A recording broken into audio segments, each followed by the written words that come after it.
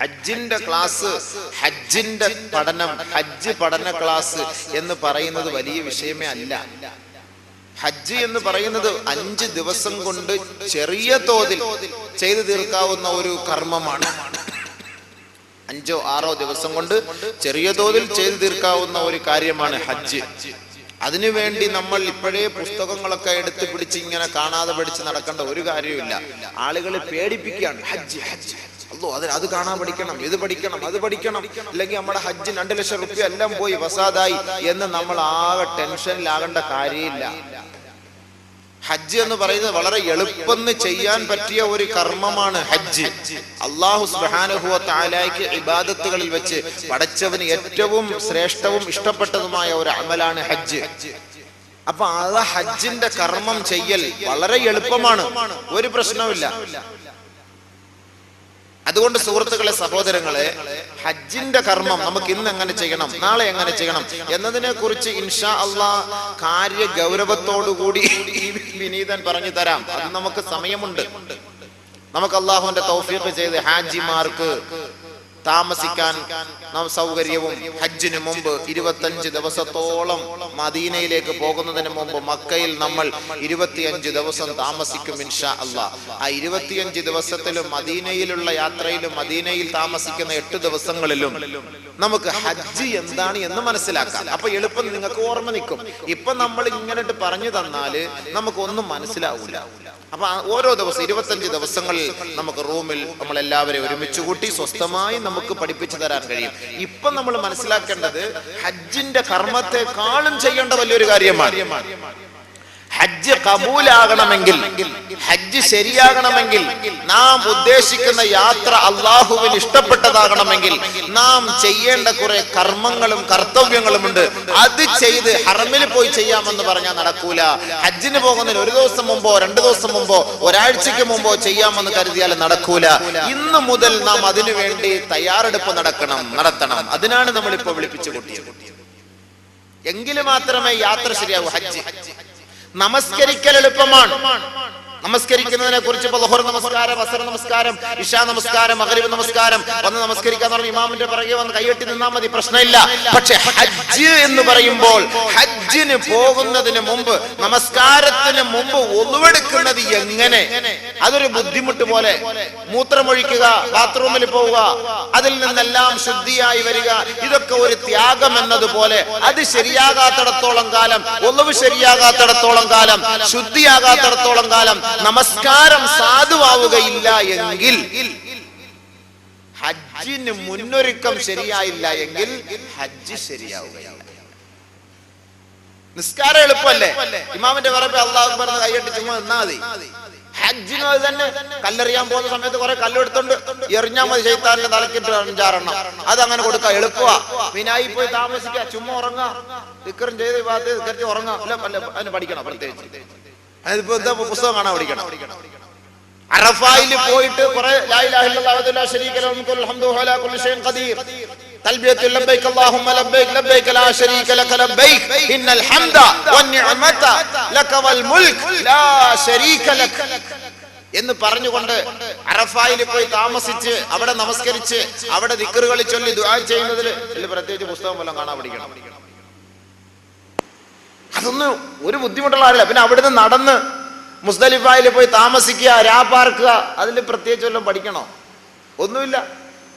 ഇത് ആരൊക്കെ പറഞ്ഞ് പേടിപ്പിച്ച് കളഞ്ഞു. ഹജ്ജ് എന്ന് പറയുന്നത് വലിയൊരു സാധനമാണ്, അത് നിങ്ങൾ ഇന്ന പുസ്തകം എടുത്ത് കാണാതെ പഠിച്ചു വെച്ച് അതുകൊണ്ട് ഇങ്ങനെ കാണാൻ പഠിച്ച് നിങ്ങൾ പോയി പ്രസംഗിച്ചില്ല, അങ്ങ് പറഞ്ഞില്ല എങ്കിൽ നിങ്ങളുടെ ഹജ്ജൊന്നും അള്ളാഹു സ്വീകരിക്കില്ല. ആരോ പറഞ്ഞാൽ എന്താണ്? അള്ളാഹുവിന് മലയാളം മനസ്സിലാവൂല, അതുകൊണ്ട് നിങ്ങൾ അറബിയിൽ പഠിച്ചോളി. ബഹുമാനമുള്ള സഹോദരങ്ങളെ, തവാഫ് ചെയ്യുമ്പോൾ ഈ പുസ്തകം എടുത്ത് വെച്ചുകൊണ്ട് തവാഫ് ചെയ്യുമ്പോൾ ആളുകളുടെ കോൺസെൻട്രേഷൻ എങ്ങോട്ടായിരിക്കും? അള്ളാഹുവിലേക്കല്ല, കഅബയിലേക്കല്ല, ഈ പുസ്തകത്തിലേക്കാണ്. അങ്ങനെ ചെയ്താൽ മതിയോ ഹജ്ജ്? അതുകൊണ്ട് ഇപ്പൊ 10, 50, 60 വയസ്സായ ഉപ്പുപ്പമാരും ഉമ്മുമ്മമാരുമാണ് ഹജ്ജിന് വേണ്ടി വരുന്നത്. ഈ 50, 60 വയസ്സ് ഉമ്മുമ്മമാരെടുത്ത് ഒരു വലിയൊരു തൗറാത്ത് എടുത്ത് കൊടുത്തിട്ട് ഇത് കാണാൻ പഠിക്കണം എന്ന് പറയാൻ നടക്കുന്ന കാര്യമാണോ ഇപ്പോ? അപ്പൊ അവൻ പറയും, എന്നെ കൊണ്ട് ഹജ്ജിന് വരാൻ പയ്യ, ഞാൻ ആരെങ്കിലും ഏൽപ്പിച്ചേക്കതാ, എന്നാ 2 ലക്ഷം റുപ്യ എനിക്ക് തരാം, നീ പോയി ഹജ്ജ് ചെയ്യ്, തീർന്ന്. അവർ നിരാശരായി പോകും. നിരാശരായി പോകും. ഈ ഹജ്ജ് ക്ലാസ് എന്നൊക്കെ പറയുമ്പോൾ രാവിലെ മുതൽ വൈകിട്ട് വരെ ഒന്നോ ഇത്രയും ഉണ്ടോ ഹജ്ജ് ക്ലാസ്? പഠിച്ചവനെ ഞാനില്ലപ്പാ ഈ ഹജ്ജിന്. രാവിലെ മുതൽ വൈകിട്ട് വരെ തീരുവോ ഒരു ഹജ്ജ് ക്ലാസ്? ഒരുപക്ഷെ നമ്മുടെ ചിലപ്പോൾ തുടക്കം കൊടുക്കുക ഇതായിരിക്കും. നമുക്ക് ഒരു 1-2 ക്ലാസ്, അതിനപ്പുറത്ത് ഹജ്ജിന്റെ ക്ലാസ് എന്ന് പറഞ്ഞാൽ ഹജ്ജിന്റെ ഒരുക്കങ്ങളെ ഞാൻ പറയുള്ളൂ. ഹജ്ജിന്റെ ക്ലാസ്, ഹജ്ജിന്റെ കർമ്മങ്ങൾ ഞാൻ ഇൻഷാ അല്ലാഹ് ഹറമിൽ വെച്ച് അല്ലാഹ് തൗഫീഖ് ചെയ്താൽ പഠിപ്പിച്ചു തരാം. അത് എളുപ്പമാണ്. ഇന്ന് ഇങ്ങനെ ചെയ്യണം, അവിടെ പോകണം, ഇവിടെ പോകണം, ഇങ്ങനെ ഒന്ന് കറങ്ങി വരണം, ഇങ്ങനെയൊക്കെ ചെയ്യാം. അത് വളരെ എളുപ്പം മനസ്സിലാക്കി തകരുന്ന രീതിയിൽ ചെയ്യാം. 10 മിനിറ്റ് ക്ലാസ് മതി അത്. പക്ഷെ ബാങ്ക് വിളിച്ച് നമസ്കരിക്കൽ എളുപ്പമാണ്. ബാങ്ക് വിളിച്ച ശേഷം നമസ്കാരത്തിലേക്ക് മുമ്പ് നാം തയ്യാറെടുക്കുമ്പോൾ ആ നമസ്കാരത്തിന് വേണ്ടി ഒളുവെടുക്കുക, നമസ്കാരത്തിന് വേണ്ടി തയ്യാറാവുക എന്ന് പറയുന്ന ഒരു ത്യാഗമല്ലേ? കടയിൽ ഫുലൂസ് എണ്ണിക്കൊണ്ടിരിക്കുന്നു, ബാങ്ക് വിളിച്ചു, നമ്മളെന്താ കരുതുന്നത്? അസറിന്റെ സമയം, ഇപ്പൊ ഇനി സമയമുണ്ട്, മഗ്രിബ് വരെ സമയമുണ്ട്, 2.5 മണിക്കൂർ സമയമുണ്ട്, പിന്നെ ആവട്ടെ, പിന്നെ പൈസ എണ്ണി എല്ലാം ഒതുക്കി, അടുത്ത കസ്റ്റമർ വന്ന് അവരെ ഒതുക്കി ഇവരെ ഒതുക്കി എല്ലാം ഒതുക്കി എടുത്ത് കണ്ടൊക്കെ പോകുമ്പോഴത്തേക്ക് മഗ്രിബിന് ബാങ്ക് വിളിക്കാൻ മുഅദ്ദിൻ സാഹിബ് കൊട്ടിക്കൊണ്ട് നിൽക്കുന്ന സമയത്ത് ഓടിച്ചിട്ട് സ്പീഡ് പോസ്റ്റിൽ ഒരു നിസ്കാരമായിരിക്കും. നിസ്കാരം എളുപ്പമുണ്ട്, നമസ്കാരത്തിന് മുമ്പ് വരാനുള്ള തയ്യാറെടുപ്പാണ് ബുദ്ധിമുട്ട്. ആ ബുദ്ധിമുട്ട് കൊണ്ടാണല്ലോ പള്ളിയിൽ നിസ്കരിക്കാൻ വരാതെ നമ്മുടെ സമുദായം വീട്ടിൽ നമസ്കരിക്കുന്നത്. ആരെങ്കിലും ഒരാൾ ഒളുവെടുത്ത് പള്ളിയിലേക്ക് ലക്ഷ്യം വെച്ചുകൊണ്ട് നമസ്കാരത്തിന് വേണ്ടി അവൻ തയ്യാറായി നടന്നു വന്നാൽ അവന്റെ ഓരോ ചുവടുവെപ്പിനും ഓരോ നന്മ അല്ലാഹു എഴുതുകയും അവന്റെ ഓരോ തിന്മ അല്ലാഹു മായ്ച്ചു കളയുകയും ചെയ്യും. പക്ഷേ ഈ ഉമ്മത്തിന് ഈ ഒരു സവിശേഷത എത്ര പറഞ്ഞു കൊടുത്താലും മനസ്സിലാവൂല. അവന്റെ വീട്ടിന്റെ ഉമ്മറപ്പടിയിൽ നിന്ന് പള്ളിയിലേക്ക് വരൽ 1/2 കിലോമീറ്ററോ 1/4 കിലോമീറ്ററോ ദൂരം കാണും. പക്ഷെ ആ നടത്ത ഒരു ബുദ്ധിമുട്ടായതിന്റെ പേരിൽ ബാങ്ക് വിളിക്കുമ്പോൾ ആ വീട്ടിൽ തന്നെ മുസല്ല വിരിച്ച് നമസ്കരിക്കും. ഇപ്പോ വീട് വെക്കുമ്പോൾ ഒരു പ്രത്യേകമായ ഒരു റൂം, എന്ത് റൂം? നിസ്കാര റൂം. വീട് വെക്കുമ്പോൾ എന്ത് റൂം? നിസ്കാര റൂം. എന്തോ വലിയ കാര്യമായിട്ട് ആളുകൾ കാണുന്നത്. ഞാൻ അതിൽ വലിയ കാര്യമൊന്നും കാണുന്നില്ല. കാരണം എന്താ? ആണുങ്ങൾ നമസ്കരിക്കേണ്ടത് പള്ളിയിൽ, പെണ്ണുങ്ങൾ നമസ്കരിക്കേണ്ടത് വീട്ടില്. പെണ്ണുങ്ങൾക്കുള്ള സൗകര്യം ഉണ്ടാക്കി കൊടുക്കുക, അതിന് വീട് മുഴുവനും വൃത്തിയാക്കിയിടുക, ബെഡ്റൂമിൽ നമുക്ക് നമസ്കരിക്കാം. അപ്പൊ നിസ്കാര റൂം എന്ന് പറയുമ്പോൾ അതെപ്പോഴും വൃത്തിയായി കിടക്കട്ടെ, ഉറങ്ങാൻ കിടക്കുന്ന റൂം അഴുക്കി പിടിച്ച് കിടക്കട്ടെ എന്നല്ലേ അതിന്റെ അർത്ഥം വരുന്നത്. സൗകര്യം കിട്ടുമ്പോൾ വീട്ടിൽ തന്നെ നമസ്കരിക്കുക. അത് അലസതയാണ്, അലക്ഷ്യമാണ്. ഇല്ല, പള്ളിയിലേക്ക് വരണം, അതിവന് ബുദ്ധിമുട്ട്. ആ ബുദ്ധിമുട്ട് മാറ്റിയെടുക്കലാണ് നമ്മുടെ ക്ലാസ്. ആ ബുദ്ധിമുട്ട് മാറ്റിയെടുക്കുക. നമസ്കരിക്കാൻ പഠിപ്പിക്കേണ്ട ആരെയും. നമസ്കരിക്കാൻ ആരെങ്കിലും പഠിപ്പിക്കണോ? മയ്യത്ത് നമസ്കരിക്കാൻ വേണ്ടി ഒരുത്തനോട് പറയേണ്ട കാര്യമില്ല. പക്ഷെ ആ മയ്യത്തിന്റെ പുറകെ വന്ന് ഒന്നുമെടുത്ത് പോയി നിസ്കരിക്കലാണ് ബുദ്ധിമുട്ട്. അപ്പൊ ഇവൻ സ്വയം മസല കണ്ടെത്തും. ഫർദ് കിഫായ അല്ലയോ? കുറെ പേരൊക്കെ നിസ്കരിക്കുമ്പോൾ അതങ്ങ് ശരിയാവും. പിന്നെ നമ്മൾക്ക് പിന്നെ അടുത്ത വെള്ളിയാഴ്ച പള്ളി പോകുമ്പം രണ്ടും കൂടെ ചേർത്ത് വെച്ചൊരു നിസ്കാരം ഉണ്ടല്ലോ, അവ എളുപ്പമുണ്ട്. പോയി മയ്യത്ത് കണ്ടിട്ട് പിന്നെ ഒരു അത്യാവശ്യം കടയിൽ ആരുമില്ല, അപ്പൊ ഞാൻ പോയിട്ട് വെള്ളിയാഴ്ച ഇൻഷാ അല്ലാഹ് ഇവിടെ ഉസ്താദ് നിസ്കരിപ്പിക്കും, ആ കൂട്ടത്തിൽ ഞാനും പങ്കെടുത്തോളാം. എളുപ്പമുണ്ട്. നിസ്കരിക്കൽ എളുപ്പമാണ് സുഹൃത്തെ. ഈ നിസ്കരിക്കാൻ വരുന്ന കാര്യമാണ് ബുദ്ധിമുട്ട്. ഹജ്ജ് ചെയ്യൽ എളുപ്പമാണ്, ഹജ്ജിനുള്ള തയ്യാറെടുപ്പാണ് ബുദ്ധിമുട്ട്. അത് മനസ്സിലാക്കിയെങ്കിൽ മാത്രമേ നിന്റെ ഹജ്ജ് കബൂലിയത്താവുകയുള്ളൂ. നമസ്കാരത്തിന് മുമ്പുള്ള ഒരുക്കങ്ങൾ തയ്യാറെടുത്താൽ മാത്രമേ നമസ്കാരം കബൂലിയത്താവുകയുള്ളൂ. നമ്മൾ കരുതുന്ന മൂത്രം ഒഴിച്ചുടനെ ഓടിപ്പോയി ഒന്നും എടുത്തിട്ട് നിസ്കരിക്കാന്നില്ല. റുക്കൂഉം സുജൂദും ചെയ്യുമ്പോൾ ഓരോ തുള്ളി മൂത്രത്തിന്റെ ഓരോ തുള്ളി നിന്റെ അടിവസ്ത്രത്തിൽ വീഴും. അതോടുകൂടി നിസ്കാരം ബാത്തില്, നിന്റെ വുളൂ ബാത്തില്, പള്ളിയിൽ കയറിയത് തെറ്റ്, മൊത്തത്തിൽ പ്രശ്നം. നിന്റെ ബാഹ്യ വീക്ഷണത്തിൽ നോക്കുമ്പോൾ അല്ലാഹു അക്ബർ, പടച്ചോന്റെ മുന്നിൽ വലിയ ഖൗഫോട് കൂടി നമസ്കരിച്ചു. ഇല്ല, നമസ്കരിക്കൽ എളുപ്പം, നമസ്കാരത്തിന് തയ്യാറാകൽ ബുദ്ധിമുട്ട്. ഹജ്ജ് ചെയ്യൽ എളുപ്പം, ഹജ്ജിന് തയ്യാറാകൽ ബുദ്ധിമുട്ട്. അതുകൊണ്ട് ഹജ്ജ് ക്ലാസ് എന്നൊക്കെ പറയുമ്പോൾ നമ്മളിപ്പോൾ എന്തൊക്കെയോ തവാഫ് ചെയ്യുന്ന ഉസ്താദ് ഇപ്പോൾ കാണിക്കാൻ പോവുകയാണ്, സഈ ചെയ്യുന്ന ഉസ്താദ് ഇപ്പോൾ കാണിക്കാൻ പോവുകയാണ്, പിന്നെ മുൽത്തസിമി കെട്ടിപ്പിടിക്കുന്ന ഉസ്താദ് ഇപ്പോൾ കാണിക്കാൻ പോവുകയാണ്, മഖാം ഇബ്രാഹിം നിസ്കരിക്കുന്ന ഉസ്താദ് ഇപ്പോൾ കാണിക്കാൻ പോവുകയാണ്. അങ്ങനെ കുറേ സീൻ കാണാൻ വേണ്ടി തയ്യാറെടുത്ത് എല്ലാവരും ടിക്കറ്റ് എടുത്തിരിക്കുക. അങ്ങനെ ആരും ധരിക്കേണ്ട, അങ്ങനൊന്നും കാണിക്കാനും പോകുന്നില്ല. അങ്ങനെ ആരും ധരിക്കും. അപ്പോൾ കാണും, എത്ര വിശാലമായ സ്ഥലമല്ലയോ. ഉസ്താദ് ഇപ്പോൾ ഓടുന്ന ഒന്ന് കാണാം, ഉസ്താദ് ഇപ്പോൾ തവാഫ് ചെയ്യുന്ന ഒന്ന് കാണാം എന്ന് നമ്മൾ കരുതണ്ട. അതൊക്കെ എളുപ്പം, സിമ്പിൾ, വളരെ സിമ്പിൾ. അതൊന്നും ആർക്കും ഒന്നും പറഞ്ഞു തരേണ്ട കാര്യമില്ല. അതായത് സമയങ്ങളിൽ നമ്മൾ ഇൻഷാ അല്ലാഹ് പറഞ്ഞു തരാൻ അങ്ങോട്ട് പോയി ചെയ്യും. പക്ഷെ നമ്മൾ മനസ്സിലാക്കേണ്ടത് ഹജ്ജിന് മുമ്പ് നിങ്ങൾ എന്ത് ചെയ്യണം, അതാണ് നമ്മൾ മനസ്സിലാക്കേണ്ടത്. ആദ്യം ആ കഅബയെ കുറിച്ചൊന്ന് മനസ്സിലാക്കുക. എന്താണ് കഅബ, എന്താണ് മക്ക, എന്താണ് മദീന, അതൊന്ന് മനസ്സിലാക്കുക. പണം കൊണ്ട് അമ്മാനമാടി ഇനിയും ധാരാളം ധനാഠ്യന്മാർ നമ്മുടെ മുന്നിലുണ്ട്. അള്ളാഹുവിന്റെ ഭവനത്തിലേക്ക് പോകണമെന്ന് പറയുമ്പോൾ 100 കണക്കിന് പ്രശ്നങ്ങളാണ് അവർ നമ്മുടെ മുന്നിൽ എടുത്തു വെക്കുന്നത്. 100 കണക്കിന് പ്രശ്നങ്ങൾ അവർ സ്വമേധയാ വ്യാഖ്യാനിക്കുന്നു. അടുത്ത വർഷം പോകാം, അള്ളാഹുവിന്റെ തൗഫീഖ് ഉണ്ടോ ഇല്ലയോ എന്ന് എങ്ങനെ അറിയാം? ബഹുമാനമുള്ള സഹോദരങ്ങളെ, ഇല്ല, ഇത് അള്ളാഹ്ക്ക് ഇഷ്ടമുള്ള കാര്യമല്ല. നബി സല്ലല്ലാഹു അലൈഹി വസല്ലം തങ്ങൾ പറഞ്ഞു, മൻ അറാദൽ ഹജ്ജ ഫല്യതഅജ്ജൽ. ഹജ്ജ് ചെയ്യാൻ നീ ആഗ്രഹിക്കുന്നുണ്ടോ? അതിന് നിനക്ക് താല്പര്യമുണ്ടോ? അതിന് നിനക്ക് ആഗ്രഹമുണ്ടോ? ഫല്യതഅജ്ജൽ, ധൃതി വെച്ചത് ചെയ്ത് തീർക്കുക. അത് പിന്നത്തേക്ക് നീ മാറ്റി വെക്കരുത്. ഹജ്ജിൽ ചെയ്യാനും ഹജ്ജിന് പോകാനും കഅബത്തുങ്കൽ പോകാനും മദീന കാണാനും മക്ക കാണാനും താല്പര്യമില്ലാത്ത എന്താ കഅബ അറിയില്ല. ഇന്നിപ്പോ നമ്മളൊരു കാഴ്ച വസ്തുവായിട്ട് നമ്മുടെ മുസല്ലയിലുണ്ട്, വീട്ടിന്റെ മതിലിലും കെട്ടിത്തൂക്കിയിട്ടുണ്ട്, വീട്ടിന്റെ ഷോക്കേസിലും കൊണ്ട് വെച്ചിട്ടുണ്ട്. എന്താ ഈ കഅബ? ഗൾഫിൽ നിന്ന് വരുമ്പോൾ 10 റിയാൽ കൊടുത്താൽ കിട്ടും ഒരു കഅബ. 10 റിയാൽ കൊടുക്കുമ്പോൾ കഅബയും കൊണ്ട് ഇവിടെ വീട്ടിൽ കൊണ്ട് വെക്കുമ്പോൾ ആ കഅബ എന്ത് രസം കാണാൻ. ടിവിയുടെ മോളിൽ കൊണ്ട് വെക്കും, ബർക്കത്തിറങ്ങട്ടെ ടിവിക്കകത്തോട്ട് കഅബയ്ക്കകത്ത് നിന്ന്, കാണാൻ എന്ത് രസം, വലിയ ബർക്കത്ത് അല്ലേ? അല്ല സുഹൃത്തുക്കളെ, കഅബയെ കുറിച്ച് മനസ്സിലാക്കണം, കഅബയെ കുറിച്ച് മനസ്സിലാക്കണം. പരിശുദ്ധ ഖുർആനിൽ അല്ലാഹു സുബ്ഹാനഹു വ തആല പറഞ്ഞു, ബിസ്മില്ലാഹിർ റഹ്മാനിർ റഹീം, ഇന്ന അവ്വല ബൈതിൻ വുളിഅ ലിന്നാസ് ലല്ലദീ ബിബക്കത മുബാറകൻ വഹുദൻ ലിൽആലമീൻ ഫീഹി ആയാതുൻ ബയ്യിനാതുൻ മഖാമു ഇബ്രാഹീം വമൻ ദഖലഹു കാന ആമിനാ ولله على الناس حج البيت من استطاع إليه سبيلا ومن كفر فإن الله غني عن العالمين. ആദ്യത്തെ ഭവനമാണ് പടച്ച തമ്പുരാന് വേണ്ടി നെറ്റിത്തടം സമർപ്പിക്കാൻ അല്ലാഹു സുബ്ഹാനഹു വ തആല സൃഷ്ടിച്ച ഗേഹങ്ങളിലെ പ്രഥമ ഗേഹമാണ് പരിശുദ്ധമായ കഅബ. ഇന്ന അവ്വല ബൈത്ത്, ആദ്യത്തെ വീട്, ആദ്യത്തെ വീട്, വുളിഅ ലിന്നാസ്, ജനങ്ങൾക്ക് വേണ്ടി നിർമ്മിക്കപ്പെട്ട വെക്കപ്പെട്ട വീട്. ലല്ലദീ ബിബക്കത മുബാറകൻ വഹുദൻ ലിൽആലമീൻ, മക്ക എന്ന പട്ടണത്തിൽ, ബക്ക മക്ക, മുബാറകൻ വഹുദൻ ലിൽആലമീൻ. പിന്നെ പോകാമെന്ന് കരുതണ്ട, പിന്നീടാകാമെന്നും കരുതണ്ട.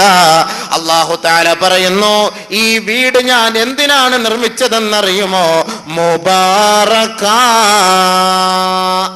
അനുഗ്രഹമായി, ബർക്കത്ത് കിട്ടാൻ. അള്ളാന്റെ ഭവനത്തിൽ പോകുന്നവൻ അല്ലാഹ് ബർക്കത്ത് കൊടുക്കും.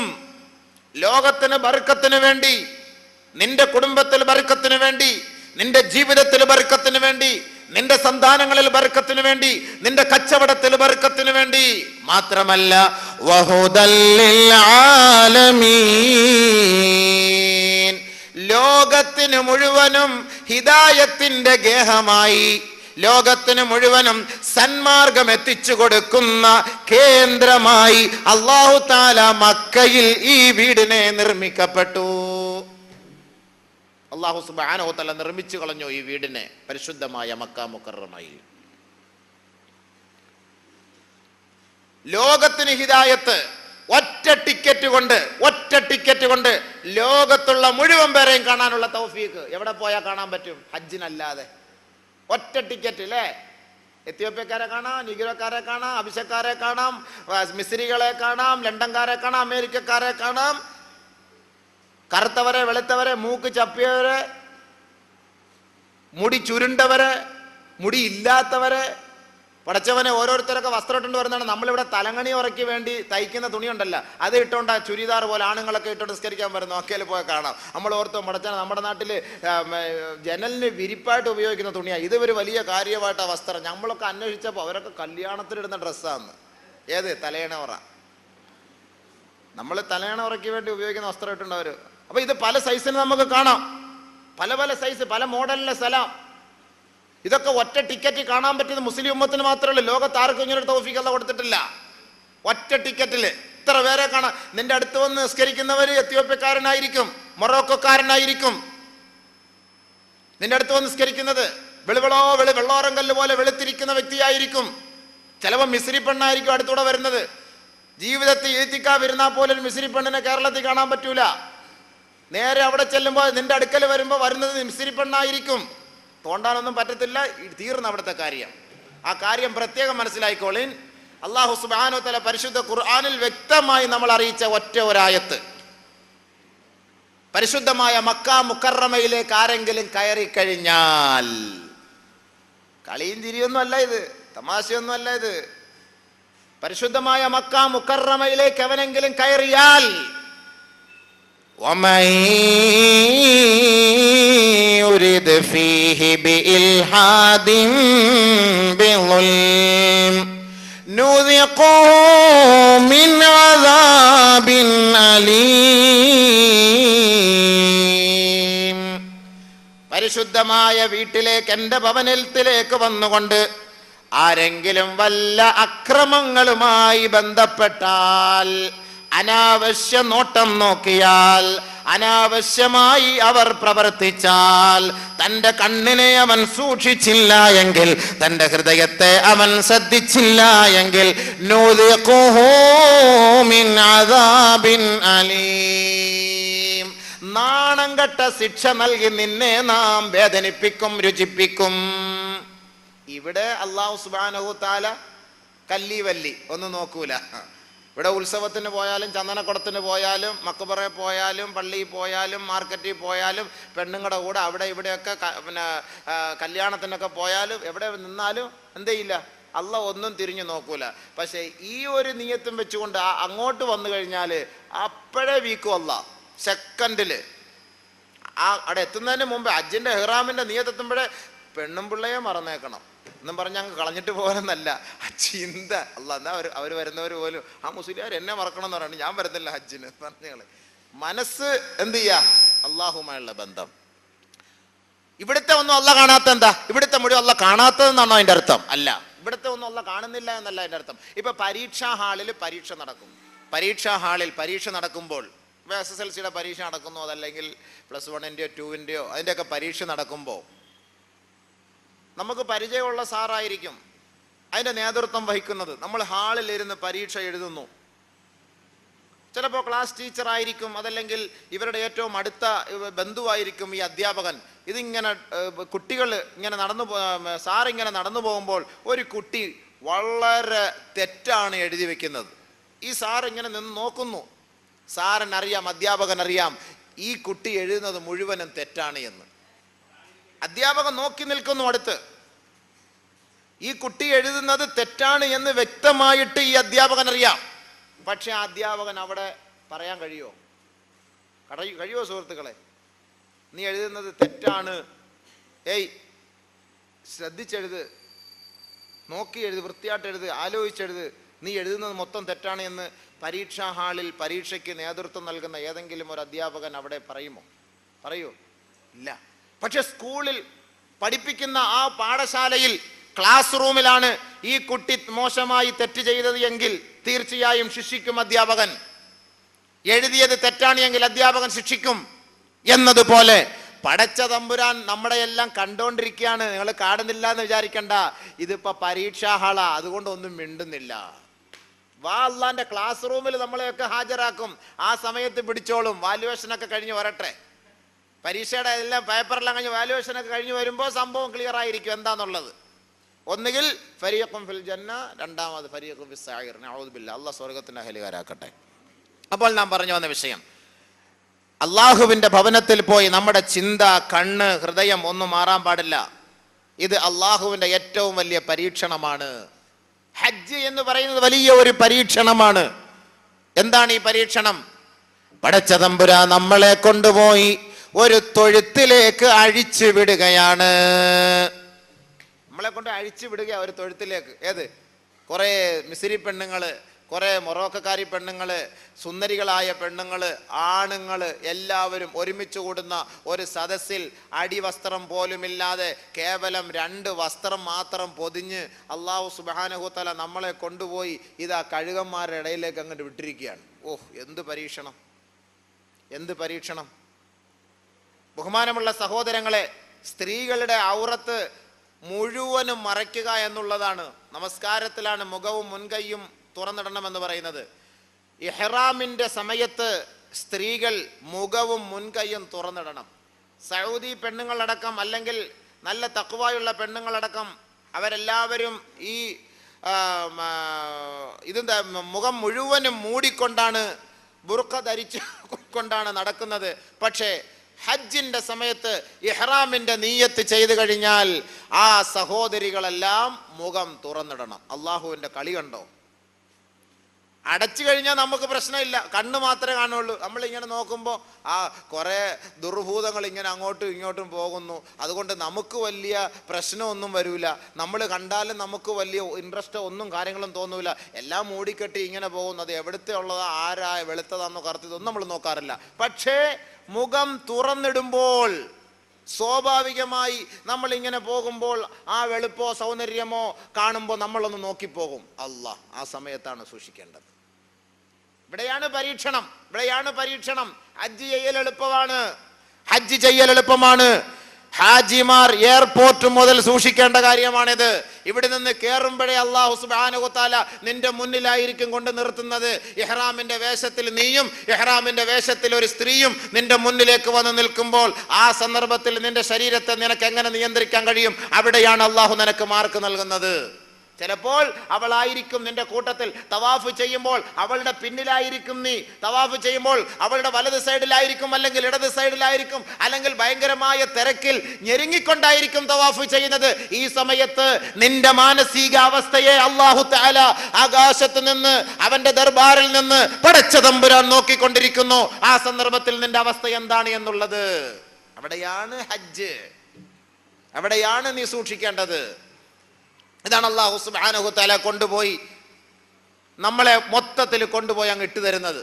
നീ പോയി നീ ചെയ്തിട്ട് വാ, ഞാൻ നോക്കട്ടെ നിന്റെ ഹജ്ജ് കബൂലായോ മഖബൂലായോ മബ്റൂറായോ ഇല്ലയോ എന്ന് ഞാൻ നോക്കട്ടെ, പോ, ഇറങ്ങിപ്പോ.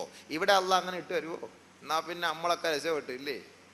ഇവിടെ എങ്ങാണ് അല്ലാഹ്, ഇവിടെ ഇപ്പൊ ചാൻസ് ആണല്ലോ, മൊത്തത്തിൽ ഹറാമിന്റെ പ്രവർത്തനങ്ങൾ നടന്നുകൊണ്ടിരിക്കുകയാണല്ലോ. പക്ഷെ അള്ളാഹുവിന്റെ ഭവനത്തിൽ, ഏത് ഭവനം? ആദ്യമായി പടച്ച തമ്പുരാന് വേണ്ടി സുജൂദ് ചെയ്യാൻ നിർമ്മിക്കപ്പെട്ട അള്ളാഹുവിന്റെ ഭവനത്തിന്റെ മുന്നിലേക്ക് അള്ളാഹു തആല ഒരുമിച്ച് നമ്മളെ കൊണ്ടുപോയിട്ട് തരികയാണ്. നമ്മൾ അവിടെ സൂക്ഷിക്കണം, നിങ്ങളെ പരീക്ഷിക്കാൻ വേണ്ടി. അള്ളാഹു നമ്മുടെ ഈമാനെ നിലനിർത്തി തരട്ടെ. ആ സമയങ്ങളിൽ, ആ സന്ദർഭങ്ങളിലെങ്ങാനും നിങ്ങളുടെ മനസ്സ് മാറിക്കൊണ്ട് നിങ്ങൾ വല്ല വികൃതികളോ കുസൃതികളോ കാണിച്ചാൽ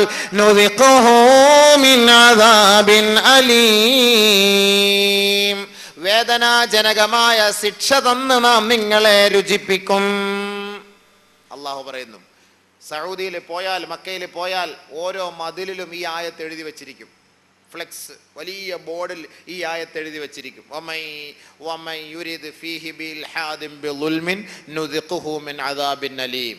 അള്ളാഹുവിന്റെ ഭവനത്തിൽ വന്ന്, അവന്റെ നാട്ടിൽ വന്ന് കല്യാണ ആലോചന തന്നെ പാടില്ല. ഏത് ചിലർ വരുമ്പം, നമ്മളിപ്പം തിരുവനന്തപുരംകാരും കാണും, കൊല്ലക്കാരും കാണും, പാലക്കാട്ടുകാരും കാണും, നെടുമ്പാശ്ശേരിക്കാരും കാണും. എനിക്ക് ഒരു മോനുണ്ട്, എനിക്കൊരു മോളുണ്ട്. എല്ലാവർക്കും കൂടെ ഒരു അഡ്ജസ്റ്റ്മെന്റ് ചെയ്യാൻ പറ്റിയ, ഒരുമിച്ചിട്ട് നല്ലൊരു സമയവും സന്ദർഭമാണ്. സമയം അല്ലാഹുവിന്റെ മക്കയിൽ പരിശുദ്ധമായ ഭവനത്തിൽ പോയിരുന്നിട്ട് ഒരുമിച്ചെല്ലാം കാര്യങ്ങളൊക്കെ പറഞ്ഞു. എത്ര മക്കൾ? 2 മക്കൾ. ഇവിടെ എല്ലാ BA ഒക്കെ പഠിച്ചിരിക്കുക, ആ എൻ്റെ മോനൊക്കെ പഠിച്ചിരിക്കുക, ആ എങ്ങനെയുണ്ട് കല്യാണം? അത് ആലോചിച്ച് നോക്കിക്കൊണ്ടൊക്കെ ഇരിക്കുന്നു. എന്നാ പിന്നെ നമുക്ക് ഇൻഷാ അല്ലാഹ് നോക്കിക്കളഞ്ഞാലോ? അല്ലോ, ബഹുമാനമുള്ള സഹോദരങ്ങളെ, സൂക്ഷ്മതയുടെ ഭാഗമാണ്. അതൊന്നും നമ്മുടെ ലക്ഷ്യം എന്താണ്? ഹജ്ജ്, അള്ളാന്റെ അടുക്കലേക്ക് നമ്മൾ പോകുമ്പോൾ ഈ ആവശ്യങ്ങളൊന്നും അല്ല നമ്മൾ അവിടെ ചർച്ച ചെയ്യേണ്ടത്. പ്രത്യേകം ശ്രദ്ധിച്ചോണം, മനസ്സിലായിക്കൊള്ളണം. ഈ ആവശ്യങ്ങൾ നമ്മൾ അവിടെ ചർച്ച ചെയ്യാൻ പാടില്ല. പ്രത്യേകിച്ച് ഇഹ്റാമിന്റെ വേഷത്തിൽ, ഇഹ്റാമിന്റെ വേഷമായ ദുനിയാവിന്റെ മറ്റു വിഷയങ്ങളെ കുറിച്ച് ചർച്ച ചെയ്യാനേ പാടില്ല. എല്ലാം പിന്നെ അള്ളാഹുമായി കാരണം എന്താണ്? നിന്നെ അല്ലാഹു സുബ്ഹാനഹു വ തആല പരീക്ഷിക്കാൻ വേണ്ടി 2 തുണിയിൽ കെട്ടിക്കഴിഞ്ഞു. ഞാൻ ഇൻഷാ അല്ലാഹ് പോകുന്നതിന് മുമ്പ് എന്തിനാണ് ഇഹ്റാം വേഷം ധരിക്കുന്നത്, അത് നമുക്ക് എതുമായി ബന്ധപ്പെടുത്താൻ കഴിയും? ഒരു മരണത്തിലേക്കുള്ളൊരു യാത്രയാണ്, ഒരു മരണയാത്രയാണ് ഹജ്ജ് യാത്ര എന്ന് പറയുന്നത്. ആഖിറത്തിലേക്കുള്ളൊരു യാത്രയാണ്. ഇൻഷാ അല്ലാഹ് നമ്മൾ പോകുന്നതിന് മുമ്പ് ഞാൻ ആ സംഭവം വിവരിച്ചു തരാം, അതെങ്ങനെയാണ് എന്നുള്ളത്. അതിൻ്റെ ഏറ്റവും ഒരു ഉദാഹരണമാണ്, മരിച്ചു കഴിഞ്ഞാൽ നമ്മളിപ്പോൾ എത്രത്തോളം കൂടിയ ഡ്രസ്സ് ധരിച്ചുകൊണ്ട് നടക്കുന്നവരാണെങ്കിലും മരിക്കുമ്പോൾ അവനെ പൊതിയുന്നത് 2 തുണി 3 തുണിക്കകത്താണ്, വെള്ളത്തുണി. അതേപോലെയാണ് ഹജ്ജിന് വേണ്ടി യാത്രയാക്കുമ്പോൾ അവനെ പൊതിയുന്നത് 2 വെള്ളത്തുണിക്കകത്താണ്. അവിടെ വേറെ ഒരു കളറില്ല, ഉണ്ടോ? അവിടെ വേറെ ഒരു കളറില്ല. അവനെ പൊതിയുകയാണ്. അവൻ്റെ മരണം അവൻ്റെ മുന്നിൽ വരണം. പടച്ചവനെ, എൻ്റെ കഫനിതാ പൊതിയുകയാണല്ലോ അല്ലാഹ്. കഫൻ പൊതിയുന്ന ഇഹ്റാമിന്റെ തുണി ധരിക്കുന്നതിന് മുമ്പ് ശരീരമെല്ലാം ശുദ്ധിയാക്കണം. എല്ലാവിധ നമ്മുടെ രോമങ്ങളെല്ലാം നീക്കം ചെയ്യണം, നഖമെല്ലാം മുറിക്കണം, എല്ലാം മാറ്റി കുളിച്ച് വൃത്തിയാക്കി ശരീരത്തിലൊക്കെ അത്തർ പൂശി നല്ല മണമുള്ള വസ്ത്രയിലൊക്കെ ആയി നീ ഇഹ്റാമിന്റെ വസ്ത്രം ധരിക്കുമ്പോൾ സ്വാഭാവികമായിട്ട് നീ മനസ്സിലാക്കണം, യാ അല്ലാ, എനിക്ക് ഇനി മടങ്ങി വരാം എന്ന് ഒരു ഉറപ്പുമില്ല. എൻ്റെ മയ്യത്ത് കൊണ്ടുപോകുന്ന ഒരു രൂപമാണ് എൻ്റെ മനസ്സിൽ തെളിഞ്ഞു വരുന്നത്, യാ അല്ലാ ഉണ്ടാകണം. അത് ഞാൻ ഇൻഷാ അല്ലാഹ് പോകുന്ന സമയമാകുമ്പോൾ പറഞ്ഞുതരാം. അപ്പോൾ ഒന്നുകൂടെ ഫിക്റാവും. ഇപ്പോൾ പറഞ്ഞു തന്നാൽ അതെല്ലാം മറന്നു പോകും. ഇപ്പൊ നമ്മൾ അതിനുള്ള മുമ്പുള്ള സംഭവങ്ങൾ മനസ്സിലാക്കി. അപ്പൊ ആദ്യമായ വീടാണ് പരിശുദ്ധമായ കഅബ ഷരീഫ്, അല്ലാഹുവിന്റെ ഭവനം. ഫീഹി ആയാതും ബയ്യിനാതും മഖാമു ഇബ്രാഹീം. ആ ഭവനത്തിൽ മഹത്തായ ഒരു ദൃഷ്ടാന്തമുണ്ട്. അത് ഇബ്രാഹിം നബി അലൈഹിസ്സലാത്തു വസ്സലാമിന്റെ മഖാമാണ്. മഖാം ഇബ്രാഹിം, ഒരു ചെറിയ ഒരു കൂടാരം. അതൊക്കെ അവിടെ പോകുമ്പോൾ കാണിച്ചു തരാം. തവാഫെല്ലാം കഴിഞ്ഞ് അതിൻ്റെ മുന്നിൽ പോയി നമസ്കരിക്കണമെന്നാണ് നിയമം. അതിൻ്റെ പരിസരത്ത് പോലും പോകാൻ പറ്റൂല. അതിൽ ഉസ്താദ് അങ്ങനെ ക്ലാസ് എടുത്തു. അതുകൊണ്ട് എല്ലായിടത്തും അല്ലാഹു അക്ബർ. ഓരോരുത്തർ ഞാനിപ്പോൾ ഈ അടുത്ത അവിടെ നിന്ന് ഇങ്ങോട്ട് വരുന്ന സമയത്ത് ഉംറയ്ക്ക് പോയപ്പോൾ ഒരു വലിയൊരു ഷേഖ്, അദ്ദേഹം പോലീസോടടി എല്ലാവരും ഇടിച്ചിട്ട് നിസ്കരിക്കാം. നിയമമാണ്, നിയമത്തിൻ്റെ എന്ന് പറഞ്ഞാൽ മഖാം ഇബ്രാഹിമിൻ്റെ മുന്നിൽ തന്നെ നിസ്കരിക്കണം എന്നുള്ള അദ്ദേഹത്തിൻ്റെ പിടിവാശി. പോലീസുകാരൊക്കെ വന്ന് പറയുന്നത്, ബായ് ഇവിടെ നിസ്കരിക്കരുത്, കാരണം തവാഫ് ചെയ്തുകൊണ്ടിരിക്കുകയാണ്, ഇവിടെ ബുദ്ധിമുട്ടാണ്, നിങ്ങൾ നിസ്കരിക്കേണ്ട, പിറകിലോട്ട് മാറി നിസ്കരിക്ക്. ഇല്ല ഇല്ല, ഇയാൾക്ക് ഇവിടെ തന്നെ നിസ്കരിക്കണം, നിയമമാണത്, മഖാം ഇബ്രാഹിമിൻ്റെ മുന്നിൽ തന്നെ നിസ്കരിക്കണമെന്ന് പോലീസുകാരോട്ട് സമ്മതിക്കുന്നുമില്ല. ഭയങ്കര പ്രശ്നം. അവിടെ പോയി നമ്മൾ കുൻഫു കാണിക്കാൻ പറ്റുമോ? നമ്മൾ ഇവിടുന്ന് ഇപ്പോൾ കുൻഫു, ഞാൻ വലിയ കരാട്ട മാസ്റ്ററാന്ന് പറഞ്ഞിട്ട് അവിടെ പോയി പോലീസിനെ കണ്ട് മോന്തയ്ക്ക് 2 എണ്ണം കൊടുത്തിട്ട് അല്ലാഹു അക്ബർ നിസ്കരിക്കാൻ പറ്റുമോ? പാടില്ലാതെ. മഖാം ഇബ്രാഹിമിന്റെ നേർക്ക് ബാക്കിൽ പോയി നമസ്കരിക്ക്, ബാക്കിൽ പോയി നമസ്കരിക്ക്. നമ്മൾ പിടിവാശി ഒഴിവാക്കണം. ഹജ്ജിന്റെ വിഷയത്തിൽ നിങ്ങൾ എല്ലാവരും മനസ്സിലാക്കേണ്ടത് പിടിവാശി ഒഴിവാക്കുക. അല്ല, അത് ഇന്ന പുസ്തകത്തിൽ അതായിരുന്നല്ലോ. ഒരു പുസ്തകത്തിന്റെ കാര്യം എൻ്റെ അടുത്ത് പറയരുത്. ഞാൻ ഒരു കാര്യം ഞാൻ എൻ്റെ മുസാഫിർ ഹജ്ജ് ഉംറക്കാരോട് ഞാൻ പറയാണ്, ഒരു പുസ്തകത്തിന്റെ കാര്യം എൻ്റെ അടുത്ത് പറയരുത്. ഞാൻ ഇൻഷാ അല്ലാഹ് ഖുർആനിന്റെ ഹദീസിന്റെയും മഹാന്മാരായ പണ്ഡിതന്മാരും ഫുഖഹാക്കളും പറഞ്ഞു തന്നിട്ടുള്ള, പഠിപ്പിച്ചു തന്നിട്ടുള്ള ആ വിഷയങ്ങൾ തന്നെയാണ് ഞാൻ നിങ്ങളുടെ മുന്നിൽ അവതരിപ്പിക്കുന്നത്. അതല്ലാതെ ഞാൻ വേറെ ഒരു മലയാള പുസ്തകം നോക്കിയിട്ടല്ല. അത് തന്നെ കിതാബുകളുടെ ഗ്രന്ഥത്തോടു കൂടി തന്നെ, അതിന്റെ തെളിവോട് കൂടി തന്നെയാണ് അത്. ആ പുസ്തകത്തിൽ അങ്ങനെ ഈ പുസ്തകം ഹനഫിയാക്കളും ഷാഫിയാക്കളും കാണും. അവർക്ക് വേണ്ടത് എന്താണെന്ന് വെച്ചാൽ ആ സമയത്ത് ഇൻഷാ അല്ലാഹ് പറഞ്ഞു കൊടുത്തുകൊള്ളാം. നമ്മൾ ചിലർ പറയും, അത് ഈ പുസ്തകത്തിൽ ഇങ്ങനെയാണല്ലോ, ആ മുസ്ലിയാർ ഇങ്ങനെയാണല്ലോ പറഞ്ഞത്, ഈ മുസ്ലിയാർ ഇങ്ങനെയാണല്ലോ പറഞ്ഞത്. നിങ്ങൾ ഹറമിൽ വരീൻ, ഉസ്താദന്മാരൊക്കെ ചിലപ്പോൾ അവിടെ തമ്മിലടിയായിരിക്കും. ഇതൊന്നും നമ്മൾ നോക്കരുത്, ഇതൊന്നും നമ്മൾ ശ്രദ്ധിക്കുക ചെയ്യരുത്. നമ്മളെ ഏത് ഹജ്ജിന് ഏത് ഗ്രൂപ്പുകാരാകട്ടെ, ഏത് ഹജ്ജ് ഗ്രൂപ്പുകാരാകട്ടെ, ആ ഹജ്ജ് ഗ്രൂപ്പിന് ഒരു അമീർ കാണും. ആ അമീർ പറയുന്നതനുസരിച്ച് മുന്നോട്ട് പോവുക. അദ്ദേഹം പറയുന്നു കിഴക്കോട്ട് നിസ്കരിക്കാൻ പറഞ്ഞാൽ, അയ്യോ കിഴക്കോട്ടല്ല, ക്രിസ്ത്യാനി നിസ്കരിക്കുന്നല്ലയോ, അല്ലാഹു അക്ബർ കിഴക്കോട്ട്. അങ്ങനെ മോശമായി പോയാൽ ഇടി അമീറിന്റെ തലമണ്ടയ്ക്കാം നാളെ ആഖിറത്തിൽ. നമുക്കൊരു പ്രശ്നവുമില്ല. നമ്മൾ അറിവില്ലാത്തവരാണ് അല്ലാഹ്, ഞങ്ങൾ അറിവില്ലാത്തവരാണ്. അറിവില്ലാത്തവരായ ഞങ്ങളെയും വലിച്ചുകൊണ്ട് ഇദ്ദേഹം വന്നു. അപ്പോൾ ഇദ്ദേഹമാണ് പറഞ്ഞത് കിഴക്കോട്ട് നിസ്കരിക്കാൻ. ഞങ്ങൾ നിസ്കരിച്ചു, അല്ലാഹുവേ അതിന്റെ കുറ്റം ഞങ്ങളല്ല. അപ്പൊ വിളിക്കും, അബൂബക്കർ ഇങ്ങോട്ട് വാ, നീ അങ്ങനെ പറഞ്ഞോ? ഓ, ഒന്ന് അങ്ങനെ പറഞ്ഞു പോയി, അല്ലാഹ് കൊടുക്കും പെടലേക്ക് 2 എണ്ണം, അല്ലാഹ് കാക്കട്ടെ റബ്ബേ. അതുകൊണ്ട് നമ്മൾ അമീറിനെ അനുസരിക്കുക, അത് നമ്മൾ മനസ്സിലാക്കിയാൽ മതി. അമീറിനെ അനുസരിക്കുക. ഏത് ഗ്രൂപ്പുകാരനാണെങ്കിലും ഓരോ ഉസ്താദന്മാർ അവർ പഠിച്ച രീതി അനുസരിച്ചായിരിക്കും പറയുന്നത്. ആർക്കും പരിപൂർണമായ നിലയിൽ നബിതങ്ങൾ ചെയ്തതുപോലുള്ള ഹജ്ജ് ചെയ്തൊന്നും വരാനൊന്നും ആരെ കൊണ്ടും കഴിയില്ല. നബിതങ്ങൾ നമസ്കരിച്ചതുപോലെ നബിതങ്ങൾ പറഞ്ഞു, സല്ലു കമാ റഅയ്തുമൂനി ഉസല്ലി, ഞാൻ നമസ്കരിച്ചതുപോലെ നിങ്ങൾ നമസ്കരിക്കണമെന്ന് നബിതങ്ങൾ പറഞ്ഞെങ്കിൽ അതുപോലെയാണോ നമ്മളിപ്പോൾ നമസ്കരിക്കുന്നത്? അങ്ങനെയാണെങ്കിൽ നിസ്കാരമൊക്കെ പോയില്ല എല്ലാവരുടെയും. നിസ്കരിക്കാൻ പറ്റുമോ? നബി സല്ലല്ലാഹു അലൈഹി വസല്ലമ തങ്ങൾ നമസ്കരിച്ചതുപോലെ നമുക്ക് നമസ്കരിക്കാൻ കഴിയില്ല. പരിശ്രമിക്കണം, പഠിക്കണം, മനസ്സിലാക്കണം. നബി തങ്ങൾ ഹജ്ജ് ചെയ്തതുപോലെ നമുക്ക് ചെയ്യാൻ കഴിയുമോ? പറ്റൂല. പിന്നെ തെറ്റുകളും പാകപ്പിഴവുകളും ഒക്കെ ഉണ്ടായേക്കാം. ഇതിനാണ് അള്ളാഹുവിനോട് നമ്മൾ പശ്ചാത്തപിക്കേണ്ടത്. പടച്ചവനെല്ലാം മാപ്പാക്കി തരും. മനസ്സിലായില്ലേ? അപ്പൊ നമ്മൾ പിടിവാശി അങ്ങോട്ട് ഒഴിവാക്കിയേക്കണം. അമീറിനെ അനുസരിക്കുക, അമീർ പറയുന്ന തരത്തിലേക്ക് മുന്നോട്ട് പോവുക. ബഹുമാനമുള്ള സഹോദരങ്ങളെ, പ്രത്യേകം നമ്മൾ മനസ്സിലാക്കേണ്ടതാണ്. പ്രത്യേകം നമ്മൾ അവിടെ നിന്നല്ല എവിടെയായാലും ഒരു യാത്ര ചെയ്യുമ്പോൾ ഒരു അമീർ കാണും. ആ അമീറിനെ അനുസരിക്കൽ നിർബന്ധമാണ്. അമീറിനെ അനുസരിക്കാതിരുന്നാൽ അവിടെ മൊത്തം കലശലായി പോകും, പ്രശ്നമായി പോകും. ആ കാര്യത്തിൽ ഒരു ബർക്കത്തും ഉണ്ടാവുകയില്ല. അപ്പൊ മഖാമു ഇബ്രാഹിമിന്റെ അടുക്കൽ നിസ്കരിക്കാൻ പറ്റൂല, കാരണം തിരക്കാണ്. നിങ്ങൾക്ക് ഇനി അങ്ങനെ നിസ്കരിക്കണമെങ്കിൽ ചിലപ്പോൾ ഒഴിവുള്ള സമയങ്ങളൊക്കെ എപ്പോഴെങ്കിലും കാണും. ആ സമയത്ത് പോയി 2 റക്അത്ത് നിങ്ങൾക്ക് നിസ്കരിക്കാം. മനസ്സിലായില്ലേ? അപ്പൊ അതൊരു വലിയ ഒരു ദൃഷ്ടാന്തമാണ് മഖാമു ഇബ്രാഹിം. വമൻ ദഖലഹു കാന ആമിനാ. അള്ളാഹുവിന്റെ വീടിന്റെ പ്രത്യേകത, ആ ഭവനത്തിൽ ആര് പ്രവേശിച്ചു കഴിഞ്ഞോ അവന് പൂർണ്ണ സംരക്ഷണമാണ് അള്ളാഹു വാഗ്ദാനം ചെയ്യുന്നത്. പരിപൂർണ സംരക്ഷണമാണ്. അവനെ ഒന്നും ചെയ്യാൻ പറ്റൂല. ആരെങ്കിലും കൊന്നിട്ട് അടിച്ചിട്ടൊക്കെ വന്നു കഴിഞ്ഞ് ഹറമിനകത്ത് കയറി നിന്ന് കഴിഞ്ഞാൽ അവൻ അവിടെ നിന്ന് അറസ്റ്റ് ചെയ്യാൻ പാടില്ല, അവിടെ അടിയുണ്ടാക്കാൻ പാടില്ല, ഇടിക്കാൻ പാടില്ല, വേട്ടയാടാൻ പാടില്ല, ഒന്നിനെയും കൊല്ലാൻ പാടില്ല. പരിശുദ്ധമായ ഹറം ഷരീഫിൽ ആ തവാഫിൽ കഅബയ്ക്കകത്തേക്ക് കയറി കഴിഞ്ഞാൽ, ബഹുമാനമുള്ള സഹോദരങ്ങളെ, ഇന്നും സ്ത്രീകളെ ബുദ്ധിമുട്ടിക്കുന്ന കുറെ ആളുകളെ കാണാൻ കഴിയും. ഇവരൊക്കെ മറ്റേ വീഡിയോയിലൂടെ ഇതെല്ലാം നോക്കിക്കൊണ്ടിരിക്കുകയാണ്, പോലീസ്, CID. അപ്പൊ തവാഫ് ചെയ്യുമ്പോൾ ആണും പെണ്ണും ഒരുമിച്ച് ഇങ്ങനെ തവാഫ് ചെയ്യുന്ന കൂട്ടത്തിൽ സസൂക്ഷ്മം വീക്ഷിച്ചു കൊണ്ടിരിക്കും. അത് ബുദ്ധിമുട്ടിക്കുകയാണോ, അതല്ല അദ്ദേഹത്തിന്റെ തിരക്ക് കാരണം അങ്ങനെയാണോ എന്ന് നോക്കും. അപ്പോൾ ബുദ്ധിമുട്ടിക്കുകയാണ് എങ്കിൽ 2-3 തവാഫിൽ അറിയാൻ പറ്റും. ഉടനെ പോലീസ് ഇറങ്ങി വരും. വന്നുകൊണ്ട് ഇവനെ കറക്റ്റ് കണ്ടുപിടിച്ചിട്ട് ഇവനെ അവിടെ വെച്ച് അറസ്റ്റ് ചെയ്യൂല. നിങ്ങൾ മനസ്സിലാക്കിക്കോ. ഇവന്റെ കൂടത്തിൽ അവരും തവാഫ് ചെയ്യും, പോലീസുകാരൻ തവാഫ് ചെയ്യും. അപ്പൊ അവന് വിചാരിക്കുന്ന എന്താ, അയാളും തവാഫ് ചെയ്യുമായിരിക്കും. അങ്ങനെ തവാഫ് ചെയ്ത് ഇദ്ദേഹത്തിന് പോലീസുകാർ അവന്റെ തോള് കൊണ്ട് ഇവനെ തട്ടി ഈ മത്താഫിൽ നിന്ന്, തവാഫ് ചെയ്യുന്ന സ്ഥലത്ത് നിന്ന് അവനെ പതുക്കെ പുറത്തേക്ക് കൊണ്ടുവരും. അത് അവനും അറിയില്ല സംഭവം. പതുക്കെ തട്ടി അവരിങ്ങനെ തവാഫ് ചെയ്യുന്ന കൂട്ടത്തിൽ ഇവനിങ്ങനെ തവാഫ് ചെയ്യും. തട്ടി അവനെ പതുക്കെ അങ്ങ് പുറത്തേക്ക് കൊണ്ടുവന്നു കഴിഞ്ഞിട്ടാണ് അവനെ കയറി അറസ്റ്റ് ചെയ്യാൻ പിടിക്കുക. അപ്പൊ ആ വീട്ടിൽ കയറിയാൽ അത്രത്തോളം സൂക്ഷ്മത പാലിക്കണമെന്നാണ് അതിന്റെ അർത്ഥം. അത്രത്തോളം സൂക്ഷ്മത പാലിക്കണം. വമൻ ദഖലഹു കാന ആമിനാ. ആ വീട്ടിൽ ആര് പ്രവേശിക്കുന്നുവോ അവൻ പൂർണ്ണ സംരക്ഷണനാണ്. പരിപൂർണമായി അല്ലാഹു സുബ്ഹാനഹു വ തആലയുടെ വീക്ഷണത്തിലും അവന്റെ സംരക്ഷണത്തിലുമാണ് അവൻ. കഅബ ഷരീഫിനെ കുറിച്ച്, പരിശുദ്ധമായ കഅബയെ കുറിച്ച് അള്ളാഹുവിന്റെ റസൂല് പഠിപ്പിച്ചു തരികയാണ്. ബഹുമാനപ്പെട്ട ആദം നബി അലൈഹിസ്സലാത്തു വസ്സലാമിനെ അള്ളാഹു ഭൂമിയിലേക്ക് ഇറക്കാൻ തീരുമാനിച്ചപ്പോൾ قال النبي صلى الله عليه وسلم لما أهبط الله تعالى آدم قال الله تعالى إني مهبط معك بيتا أو منزلا.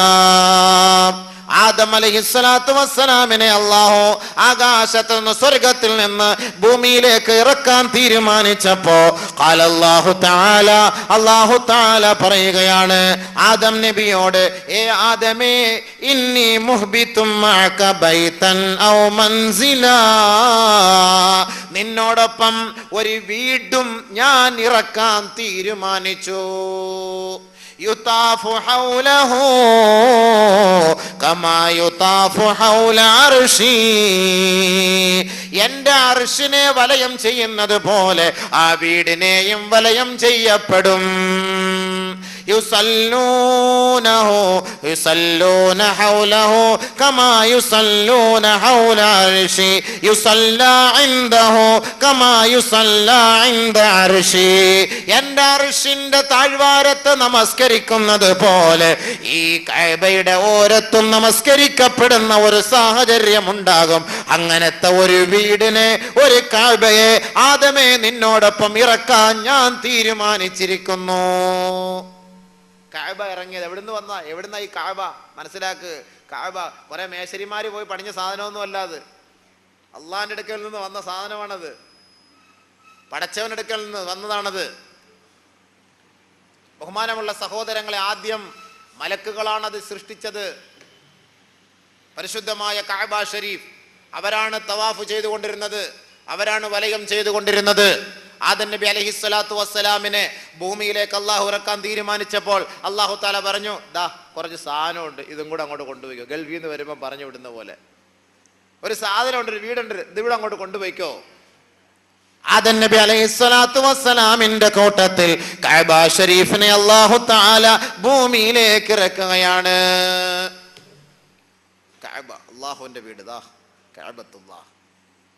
പടച്ച അത് കഅബയെ കുറിച്ചും മക്കയെ കുറിച്ചും അതേക്കുറിച്ചും മനസ്സിലാക്കുമ്പോഴാണ് നമുക്ക് അതിനോട് താല്പര്യം ഉണ്ടാവും. അതുകൊണ്ടാണ് ഞാനിത് പറയുന്നത്. മുന്നൊരുക്കങ്ങളിലേക്ക് കടന്നിട്ടില്ല. ആദ്യം ഇതിന്റെ കുറച്ച് ശ്രേഷ്ഠത മനസ്സിലാക്കുക. അവിടെ പോയൊന്നും പറയാനൊന്നും സമയം കിട്ടില്ല. അവിടെ നമുക്ക് ഹജ്ജിനെ കുറിച്ചാണ്. അപ്പോൾ അല്ലാഹു സുബ്ഹാനഹു വ തആല ആദം നബി അലൈഹിസ്സലാത്തു വസ്സലാമിന്റെ കൂട്ടത്തിൽ ഇറക്കി. ഫലമ്മാ കാന സമനു തൂഫാൻ,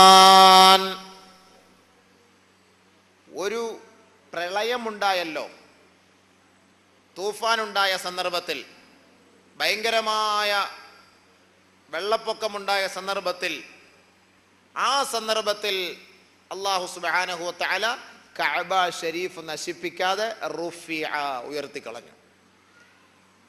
ഫലമ്മാ കാന സമനു തൂഫാൻ റുഫിഅ,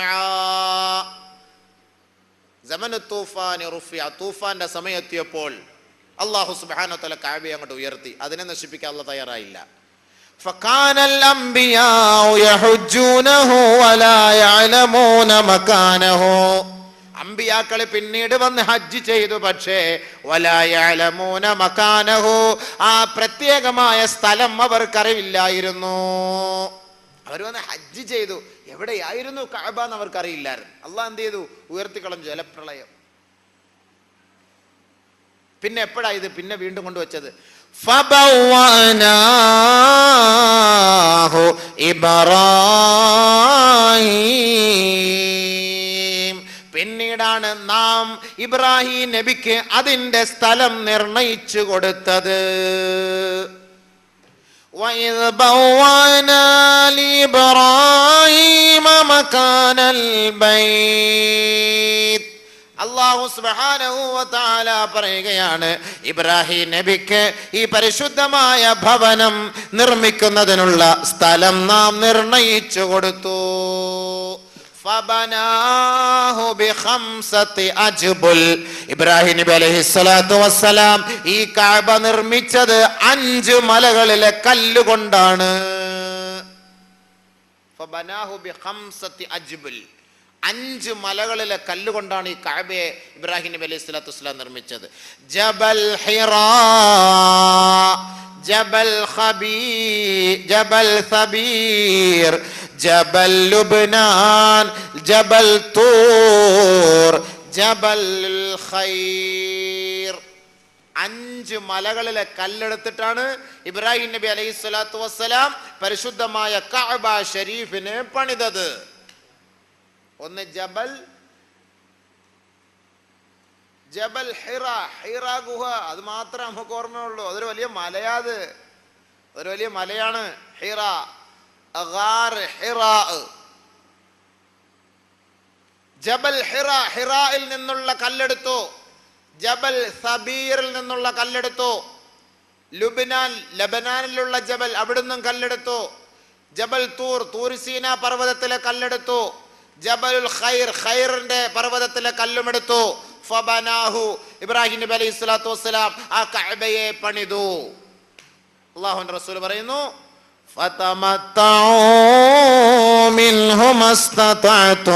നിങ്ങളുടെ കഴിവനുസരിച്ച് നിങ്ങൾ അതിൽ നിന്ന് സുഖം അനുഭവിച്ചു കൊള്ളണേ. ഈ കഅബയിൽ വന്നിട്ട് സുഖം അനുഭവിക്കാൻ. എന്തിനാ സുഖം അനുഭവിക്കാൻ പറഞ്ഞത്? കേട്ടോളി. കഅബ ഷരീഫ് കരഞ്ഞു, കഅബ ഷരീഫ് കരഞ്ഞു. എന്തിനാണ്?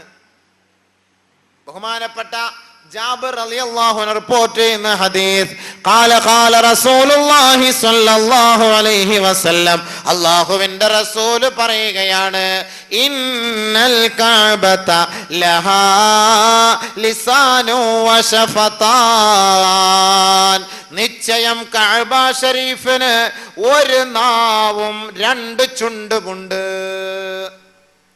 കഅബ ശരീഫിന് ഒരു നാവും രണ്ട് ചുണ്ടും.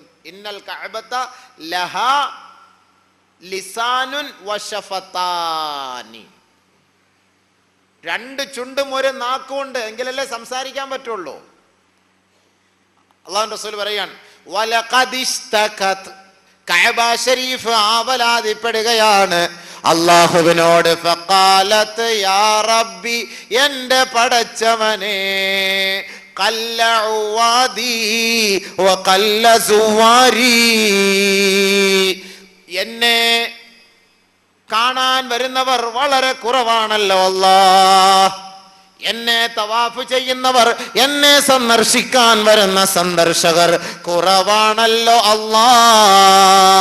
ഖല്ല സുവാരി വഖല്ല ഉവാദി എന്നെ മടങ്ങി മടങ്ങി കാണാൻ വരുന്നവരും എന്നെ വല്ലപ്പോഴെങ്കിലും സന്ദർശിക്കാൻ വരുന്നവരും വളരെ കുറവാണല്ലോ, തുച്ഛമാണല്ലോ അല്ലാഹ്. അതുകൊണ്ട് നീ അതിനൊരു പരിഹാരം കാണണം. എപ്പോഴും എന്നെ സന്ദർശിക്കാനുള്ള കുറെ ആളുകളെ നീ എനിക്ക് തരണം തമ്പുരാനെ. കഅബ ആവലാതിപ്പെടുകയാണ്. നമ്മളിവിടെ പിറകെ പോയിട്ട് സീറ്റ് കൊടുത്താൽ വാ ഹാജി ഹജ്ജിന് പോപ്പാ, ഇപ്പൊ ഒന്നും വരാൻ ഒക്കത്തില്ല, പെണ്ണെ കട്ടിക്കണം, വീട് വയ്ക്കണം, കട കിടക്കുന്ന, മോള് പ്രസവിക്കാൻ കിടക്കുന്നു, എല്ലാം കൂടെ കിടക്കും, ഞാൻ ഇപ്പൊ അങ്ങനെ ഹജ്ജിന് വരാം. പിറകെ നമ്മൾ പോയി നടക്കുക, പിറകിന് നമ്മൾ ഹജ്ജിന് കൂടെ നടക്കാൻ പോവാണ്. എന്ത് ചെയ്യാനാ? ബഹുമാനമുള്ള സഹോദരങ്ങളെ, കഅബ വിളിച്ചു പോവുകയാണ്. കഅബ അല്ലാ ആരുമില്ലേ, അല്ലാ ആരുമില്ലേ, വളരെ കുറവാണല്ലോ, ആളുകളൊക്കെ വളരെ കുറവാണല്ലോ, ആരും വരുന്നില്ലല്ലോ, കസ്റ്റമർ കുറവാണല്ലോ, ഇങ്ങോട്ട് കൊണ്ടുപോകാൻ പടച്ചവനെ.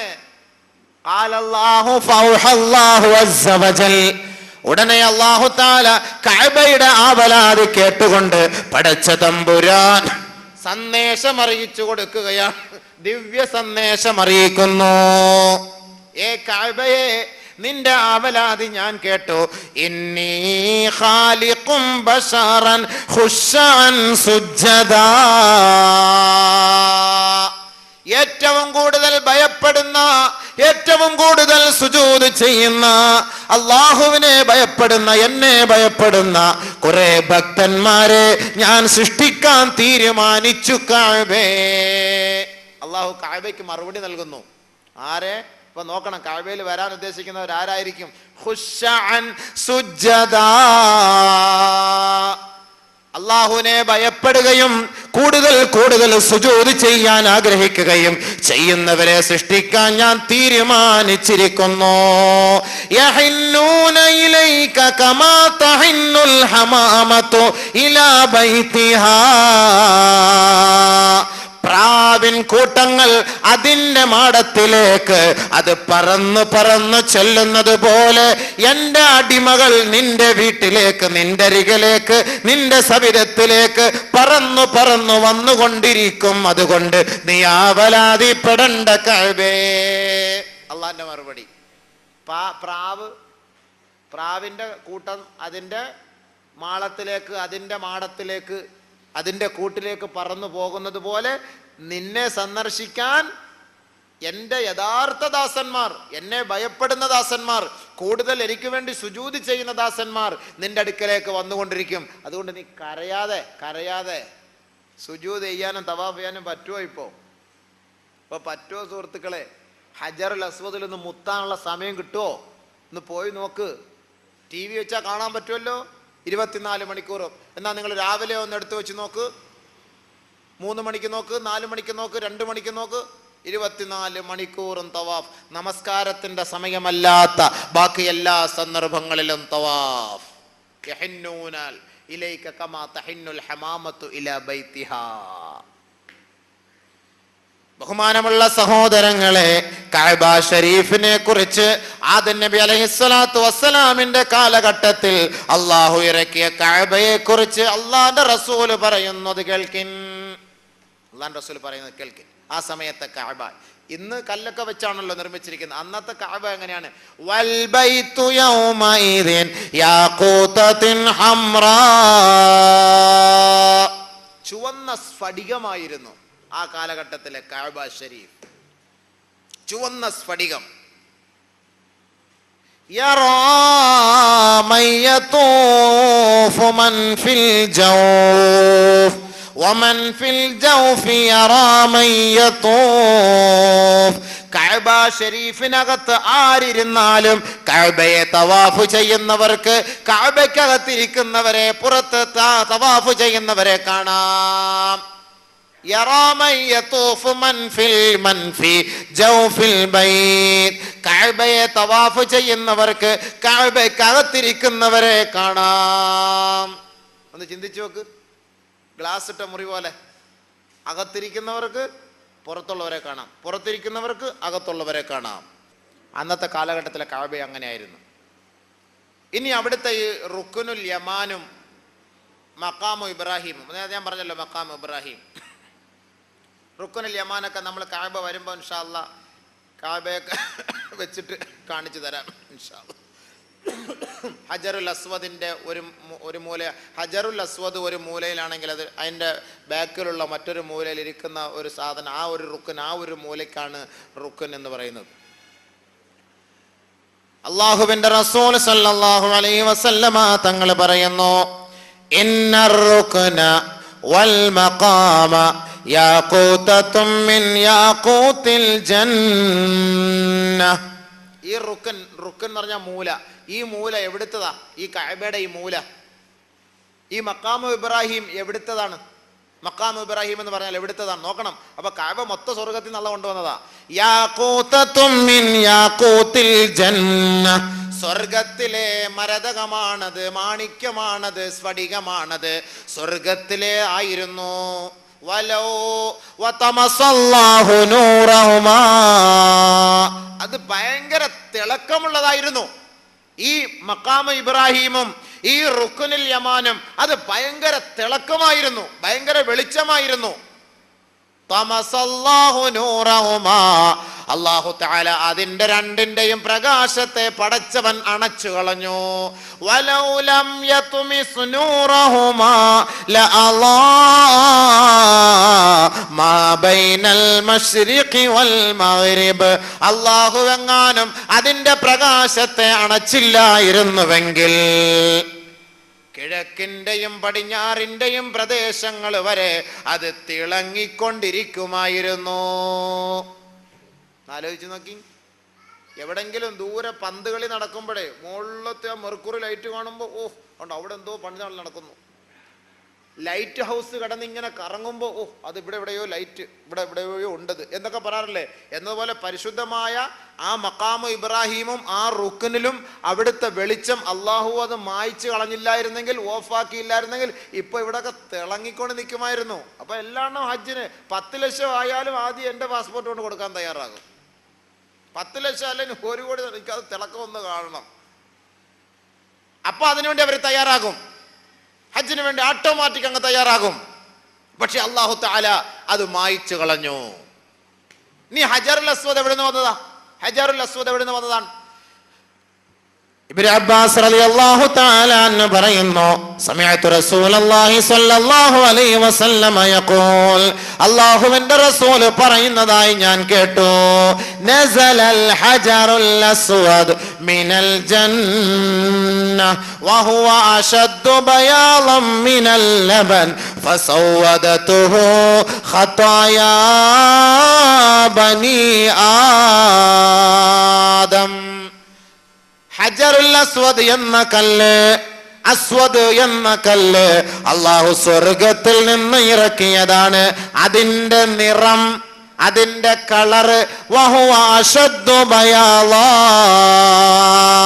മിനൽ ലബൻ, പാലിനേക്കാൾ തൂവെള്ളയുള്ളതായിരുന്നു. ഫസവദതുഹു ഖതായാ ബനി ആദം, ആദം നബി അലൈഹി സ്വലാത്തു വസ്സലാമിന്റെ മക്കൾ, അതായത് നമ്മളെ പോലുള്ളവർ ആ ഹജറുൽ അസ്വദിനെ മുത്തി മുത്തി മുത്തി ചുംബിച്ച് അതിന്റെ നിറം മാറിപ്പോയി, വെള്ള നിറം. പാപങ്ങൾ ഏറ്റെടുത്ത് ആ കല്ല് കറുത്ത കളറായി പോയി. അതാണ് ആ കല്ലിന് കറുത്ത കല്ല് എന്ന പേര് വന്നത്. ഹജറുൽ അസ്വദ്. നേരത്തെ ഹജറുൽ അബിയദ് എന്നാണ് വേണ്ടത്. വെളുത്ത കല്ല് കറുത്ത കല്ലായി മാറി. എന്താ കാരണം? പാവം കൊണ്ടുവന്ന് അതിന്റെ മുന്നിലോട്ടല്ലേ ഇത് കാന്തവാ ശക്തി. ആ പാപത്തെ ഇങ്ങനെ പിടിച്ചിങ്ങനെ എടുക്കുന്നു, പാവം പിടിച്ചെടുക്കുന്നു. കാരണം ഒരു മനുഷ്യനൊരു പാപം ചെയ്താൽ അവന്റെ ഹൃദയത്തിൽ ഒരു പുള്ളി അല്ലാഹ് ഇടുകയാണ്. പടച്ചവൻ അവന്റെ ഹൃദയത്തിൽ ഒരു പുള്ളി ഇടും. അപ്പൊ ഇത് കൊണ്ടുപോയി ആ ഹജറുൽ അസ്വദിന്റെ മുന്നിൽ കൊണ്ടുപോയി വെച്ച് ചുംബിച്ച്, പടച്ച തമ്പുരാനെ എന്റെ പാവങ്ങളൊന്ന് മാപ്പാക്കണേ അല്ലാഹ് എന്നൊക്കെ നിലവിളിച്ച് കരയുമ്പോ അള്ളാഹു അതങ്ങ് ഏറ്റെടുക്കും. ആ കണ്ണുനീര് വീഴണം. പക്ഷെ കണ്ണുനീര് ഇറ്റിക്കാനൊന്നും സമയമൊന്നും കിട്ടൂല. തള്ളി അങ്ങ് മാറ്റിക്കൊണ്ടിരിക്കുക. വേണമെങ്കിൽ ഞാൻ 3 വർഷം അവിടെ പോയിട്ട് തവാഫ് ചെയ്ത് എല്ലാം ചെയ്ത് അവസാനമായി ഈ പ്രാവശ്യം വരുമ്പോഴാണ് എനിക്കൊന്നും മുത്താനൊരു അവസരം കിട്ടിയത്. 3 വർഷം ഞാൻ അവിടെ പോയി പരിശ്രമിച്ചു. 3 വർഷം എത്രയോ പ്രാവശ്യം പോയി, പറ്റിയില്ല. പിന്നെ നമ്മളൊരു കാര്യം ഇവിടെ മനസ്സിലാക്കണം. നമ്മളൊക്കെ ഇവിടുന്ന് പച്ചരിയും പുഴുക്കലരിയും ഒക്കെ തിന്നിട്ട് പോണ ആൾക്കാരാണ്. അവിടെ വരുന്നത് വലിയ വലിയ റൊട്ടിയും ഒട്ടകപ്പാലും ഒക്കെ തിന്നിട്ടുള്ള വലിയ വലിയ ജമഹാലന്മാരാ വരുന്നത്. അവർ 24 മണിക്കൂർ ആ ഹജറുൽ അസ്വദിൻ്റെയും ആ മുൽത്തസിമിൽ ഇങ്ങനെ കാണും. പാകിസ്ഥാനികളും ആ കറുപ്പന്മാരും അവരൊക്കെ എന്ന് പറഞ്ഞു കഴിഞ്ഞാൽ പടച്ചവനെ 2 ചാക്ക് സിമൻറ്റ് 2 കഷത്തിൽ എടുത്ത് വെച്ചുകൊണ്ട് 5 നില കയറുന്നവരാ പാകിസ്ഥാനികൾ. 2 ചാക്ക് സിമൻറ്റ് 100 കിലോ എടുത്ത് അവർക്ക് എന്തോ ചുമ്മാ 2 ലെറ്റർ കൊണ്ടുപോകുന്ന പോലെയാണ്. വേണമെങ്കിൽ ഇവിടെ എടുത്ത് വെക്കും, ഒരെണ്ണം തലയിൽ, അങ്ങനെ കഴുത്തിലെടുത്ത് വെച്ചുകൊണ്ട് പോകുന്നവരാണ് അവർ. എപ്പോഴും അവിടെ കാണാം. നമ്മൾ അവരെടുത്ത് പോയിട്ട് ഈ ഉണക്കക്കോഴി നിന്ന് നമ്മളെല്ലാവരും കൂടെ പോയി അവിടെ പോയിട്ട് ഹജറുൽ അസ്വദ് ഉമ്മ വയ്ക്കാമെന്ന് ചെല്ലി നോക്കും. അവൻ ഇങ്ങനെ ഒരു തട്ട് തട്ടിയാൽ പിന്നെ തിരിച്ച് വരുമ്പോൾ അങ്ങോട്ട് 153 പേരുണ്ടായിരുന്നു, ഇങ്ങോട്ട് വന്നപ്പോൾ 152 പേരേ ഉള്ളൂ ഒരാളവിടെ. കാരണം എന്താ? പിന്നെ തിരിച്ചങ്ങോട്ട് തള്ളി അങ്ങനെ വീണാൽ പിന്നെ കിട്ടും. അതുകൊണ്ട് നമ്മൾ ആരെയും അവിടെ ഇടിക്കാനോ അല്ലെങ്കിൽ വഴക്ക് പറയാനോ തെറി പറയാനോ തള്ളാനോ എടുക്കാനോ ഒന്നും പോകണ്ട. അതിന് അള്ളാഹുവിൻ്റെ റസൂൽ നമുക്ക് നല്ലൊരു പരിഹാരം പറഞ്ഞു തന്നിട്ടുണ്ട്. ഹജറുൽ അസ്വദ് നിനക്ക് മുത്താൻ കഴിഞ്ഞില്ലെങ്കിൽ അതിൻ്റെ സ്ഥലത്തെത്തുമ്പോൾ നീ ഇസ്തിലാം ചെയ്യുക. ബിസ്മില്ലാഹി അല്ലാഹു അക്ബർ. കൈ പൊക്കി ഇങ്ങനെ കാണിച്ചു ബിസ്മില്ലാഹി അല്ലാഹു അക്ബർ. മുത്തിയതിൻ്റെ കൂലിയാണ്. അതല്ലാതെ ഇങ്ങനെ ഹാർട്ട് പേഷ്യൻറ്റും ഷുഗർ പേഷ്യൻറ്റും തളർന്ന് വീഴുന്നവരും ഒക്കെ പോയിട്ട് അവിടെ പോയി ഇടി ഉണ്ടാക്കിയിട്ട് അവിടെ കാണാൻ താന്ന് വീണ്ടും അമീറിൻ്റെ ഹൽക്കിന് പിടിക്കാനും ഈ ഹജ്ജ് ഗ്രൂപ്പുകാരൻ്റെ MD പിടിക്കാനും അറസ്റ്റ് ചെയ്യാനോ നിൽക്കരുത്. അതിന് വെള്ളം ഉണ്ടാക്കാൻ പോകണ്ട. സമയം ഉണ്ടെങ്കിൽ രാവിലെ 3 മണിക്കൊക്കെ ചിലപ്പോൾ നിങ്ങൾക്ക് ഇത്തിരി ഒഴിവുള്ള സമയമാണ്. ആ സമയത്ത് തവാഫ് ചെയ്യാൻ വേണ്ടി വന്നാൽ ചിലപ്പോൾ എന്ത് ചെയ്യാം, ഹജറുൽ അസ്വദ് മുത്താനുള്ളൊരു ഭാഗ്യം കിട്ടും. അതിനുവേണ്ടി ഒരുപാട് സമയമുണ്ടല്ലോ. ആ സമയങ്ങളിൽ നിങ്ങൾ പോയി പരിശ്രമിക്കും. അതല്ലാതെ തിരക്കുള്ള സമയത്ത് നമ്മൾ അങ്ങോട്ട് തെള്ളി നിൽക്കാൻ പോകണ്ട. അങ്ങനെ പോയാൽ വലിയ അപകടമായിരിക്കും. അത് പ്രത്യേകം ശ്രദ്ധിക്കണം. എത്രത്തോളം വിയർപ്പുള്ള ആളുകളും അഴുക്കുള്ള ആളുകളൊക്കെ വന്ന് മുത്തുന്നു. നമ്മളൊന്ന് മുത്തിയാലും പടച്ചവനെ അതിൻ്റെ മണത്തിനൊരു വ്യത്യാസമില്ല. നല്ല സുഗന്ധമാണത്. അല്ല, കാരണം എന്താ? സ്വർഗത്തിനല്ല കൊണ്ടുവന്നതല്ലേ. എത്ര പേരുടെ പാവം അത് ഏറ്റെടുത്തത്. ആ പാവങ്ങൾ ഏറ്റെടുത്ത് ഹജറുൽ അസ്വദ് നമ്മളൊന്ന് മുത്തിക്കഴിഞ്ഞാൽ നല്ല സുഗന്ധപൂരിതമാണത്. മാഷാ അല്ലാഹ്, വലിയ ബർക്കത്താണത്. അള്ളാഹു അതിന് നമുക്ക് തൗഫീഖ് നൽകട്ടെ. ബഹുമാനപ്പെട്ട പ്രവാചകൻ സ്വല്ലല്ലാഹു അലൈഹി വസല്ലമ തങ്ങൾ തന്റെ മുബാറക്കായ ചുണ്ട് ആ ഹജറുൽ അസ്വദിലേക്ക് ചേർത്ത് വെച്ചുകൊണ്ട് ലോകത്തിന്റെ ഗുരുവര്യർ മുഹമ്മദ് മുസ്തഫ തങ്ങൾ പൊട്ടിക്കരഞ്ഞു പോയി. ആ കണ്ണുനീര് ആ ഹജറുൽ അസ്വദിലേക്ക് ഒഴുകി വീണു. ലോകത്തിന്റെ ഹബീബായ തങ്ങളുടെ കണ്ണുനീർ ഹജറുൽ അസ്വദ് ഏറ്റെടുത്തു. നമുക്കും ആ ഒരു ചര്യ പിൻപറ്റണം.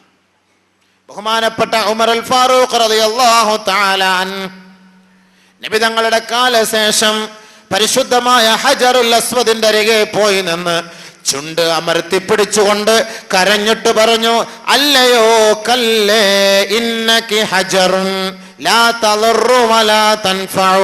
നീ വെറും കല്ലാണ്. നിന്നെ കൊണ്ടൊരു ഗുണവുമില്ല, നിന്നെ കൊണ്ടൊരു ദോഷവുമില്ല. ലൗലാ അന്നി റഅയ്തു റസൂലല്ലാഹി സ്വല്ലല്ലാഹു അലൈഹി വസല്ലമ قبلتك ما قبلتك يقبلك ما قبلتك. നബി സല്ലല്ലാഹു അലൈഹി വസല്ലമ തങ്ങൾ നിന്നെ മുത്തുന്നത് ഞാൻ കണ്ടില്ലായിരുന്നുവെങ്കിൽ മാ ഖബ്ബൽതുകി, ഏ ഹജറേ, നിന്നെ ഞാൻ ചുംബിക്കുമായിരുന്നില്ല. മനസ്സിലായോ? വെറും ഒരു കല്ലാണത്. പക്ഷെ ആ കല്ല് ചുംബിക്കാൻ നമ്മൾ കാരണക്കാരായത് എന്താണത്? സുന്നത്തായത് എന്താണ്? നബിതങ്ങൾ ചുംബിച്ചു, അതുകൊണ്ട് നമ്മളും ചുംബിക്കുന്നു. ലോകത്ത് വെച്ച് സ്റ്റോപ്പില്ലാത്ത ഒരു സുന്നത്ത്, അതായത് വിശ്രമമില്ലാത്ത ഒരു സുന്നത്തിന്റെ പേര് പറഞ്ഞാൽ എന്താ പറയാ? സുന്നത്ത്. അതായത് ഓട്ടോമാറ്റിക് നടന്നുകൊണ്ടേയിരിക്കുന്ന സുന്നത്ത്, എപ്പോഴും വർക്കിംഗ് ആണ്.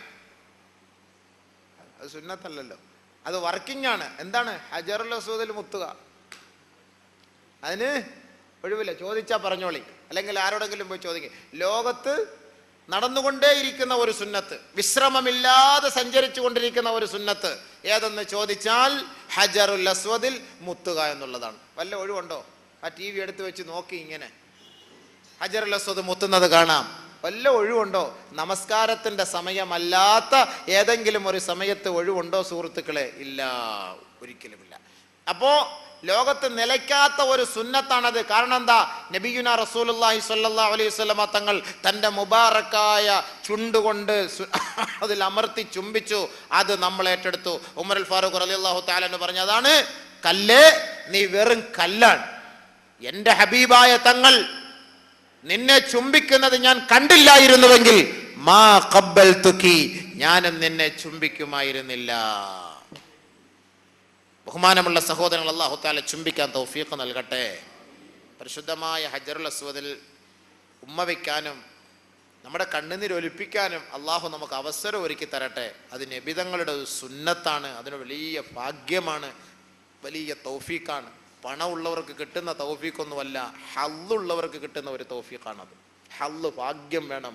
സമ്പത്തുണ്ടായത് കൊണ്ട് അവിടെ പോയി ഉമ്മ വയ്ക്കാന്നൊന്നും നോക്കാൻ നടക്കുന്ന കാര്യമേ അല്ല. അള്ളാന്റെ ഭാഗത്തു നിന്നുള്ള ഓശാരം ഉണ്ടാകണം. പടച്ചവൻ നമുക്കതിനെ നസീബാക്കുമാറാകട്ടെ. പരിശുദ്ധമായ ഹജറുൽ അസ്വദ്, ഈ പരിശുദ്ധമായ കഅബ ഷരീഫ്, ഈ അള്ളാഹുവിന്റെ വീട്, ഈ പടച്ച തമ്പുരാന്റെ വീട് കുറഞ്ഞ ഒരു വീടല്ല. അല്ലാഹു സുബ്ഹാനഹു വ തആല നമുക്ക് നൽകിയിരിക്കുന്ന ആയസ് ഏറിയാൽ 60-70. നബി സല്ലല്ലാഹു അലൈഹി വസല്ലമ തങ്ങൾ പറഞ്ഞു, അഅ്മാറ ഉമ്മത്തി മിന 60 ഇലാ 70. എന്റെ ഉമ്മത്തികളുടെ വയസ്സ് 60-ന്റെയും 70-ന്റെയും ഇടയിലാണെന്ന് നബിയുനാ റസൂലുള്ളാഹി സ്വല്ലല്ലാഹു അലൈഹി വസല്ലമ തങ്ങൾ പറഞ്ഞുവെങ്കിൽ 15 വയസ്സ് വരെ അല്ലാഹു തആല നിനക്ക് കൺസെഷൻ ചെയ്ത് മാറ്റും. പ്രായപൂർത്തി എത്തുന്നവരെ നീ നിസ്കരിച്ചില്ലേ കുഴപ്പമില്ല, 15 വയസ്സ് മാറ്റും.